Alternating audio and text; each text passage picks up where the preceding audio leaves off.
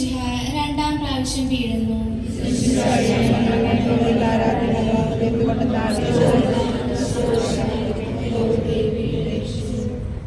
എന്റെ ദൈവമായ കർത്താവേ, എന്റെ ബലഹീനതയിൽ എന്നെ ശക്തിപ്പെടുത്തുന്ന ദിവ്യരക്ഷക, എന്റെ ലോകപാപങ്ങളുടെ കഠിനഭാരമാണല്ലോ അങ്ങ് ബലഹീനനായി വീണ്ടും നിലത്ത് വീഴാൻ കാരണമായതെന്ന് വേദനയോടെ ഞാൻ തിരിച്ചറിയുന്നു.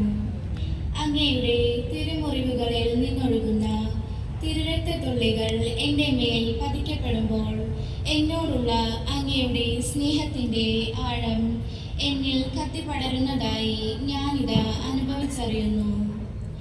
എൻ്റെ ജീവിതമാകുന്ന കുഴിയിൽ പലപ്പോഴും ഞാൻ വീണുപോയപ്പോഴും എൻ്റെ ആത്മാവ് ദുഃഖിച്ചു തളർന്നപ്പോഴും ഹൃദയം നുറങ്ങിയവർക്ക് കർത്താവ് സമീപസ്ഥനാണ്, മനമൊരുകിയവരെ അവിടുന്ന് രക്ഷിക്കുന്നു എന്ന തിരുവചനം അങ്ങയിലേക്ക് വീണ്ടും വീണ്ടും നടന്നെടുക്കുവാൻ എന്നെ ശക്തിപ്പെടുത്തുന്നു. എൻ്റെ ദൈവമായ കർത്താവേ, ചുറ്റുമുള്ളവർ അങ്ങയെ പരിഹസിച്ചപ്പോൾ അറിയാതെ ഞാനും ആ പരിഹാസകരുടെ ഇടയിൽ ഉണ്ടായിരുന്നല്ലോ എന്നോർക്കുമ്പോൾ എൻ്റെ ഹൃദയം ഒത്തിരി വേദനിക്കുന്നു. അപ്പ, എനിക്ക് മാപ്പ് നൽകണമേ. എന്നാൽ എൻ്റെ നിന്ദനവും പരിഹാസങ്ങളും കണക്കിലെടുക്കാതെ, അതൊന്നും ഗണ്യമാക്കാതെ പിതാവ് തനിക്ക് തന്ന പാനപാത്രം സന്തോഷത്തോടെ ഏറ്റുവാങ്ങി പിതാവിൻ്റെ ഇഷ്ടം നിറവേറ്റുകയാണല്ലോ അങ്ങ് ചെയ്തത്. എൻ്റെ ദൈവമേ, അങ്ങയുടെ ഹിതം നിറവേറ്റുകയാണ് എൻ്റെ സന്തോഷം എന്ന തിരുവചനം ഇതെന്നെ ഓർമ്മപ്പെടുത്തുന്നു. അവിടുത്തെ ചിന്തയിൽ വരാൻ മാത്രം മർത്യന് എന്ത് മേന്മയുണ്ട്? അവിടുത്തെ പരിഗണന ലഭിക്കുവാൻ മനുഷ്യപുത്രന് എന്തർഹതയാണുള്ളത്?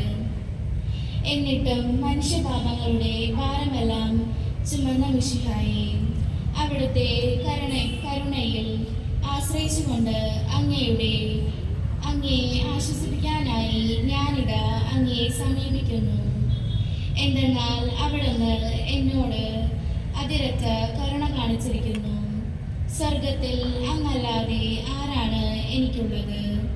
ഭൂമിയിലും അങ്ങയെയല്ലാതെ ഞാൻ ആരെയും ആഗ്രഹിക്കുന്നില്ല. ഇതാ ദൈവമാണ് എൻ്റെ സഹായകൻ, കർത്താവാണ് എൻ്റെ ജീവൻ താങ്ങി നിർത്തുന്നവൻ. അങ്ങേ തൃക്കൈ നീട്ടി എന്നെ സഹായിക്കണമേ. പാപഭാരത്താൽ വീണ്ടും നിലത്ത് വീണ ഈശോയെ, പിതാവിനോടും പരിശുദ്ധാത്മാവിനോടുമൊപ്പം സ്തുതിയും പുകഴ്ചയും ആരാധനയും എന്നും എന്നേക്കും ആമേൻ. സ്വർഗസ്ഥനായ ഞങ്ങളുടെ പിതാവേ, അങ്ങയുടെ നാമം പൂജിതമാകണമേ. അങ്ങയുടെ രാജ്യം വരണമേ. അങ്ങയുടെ തിരുമനസ് സ്വർഗത്തിലെ പോലെ ഭൂമിയിലും ആകണമേ.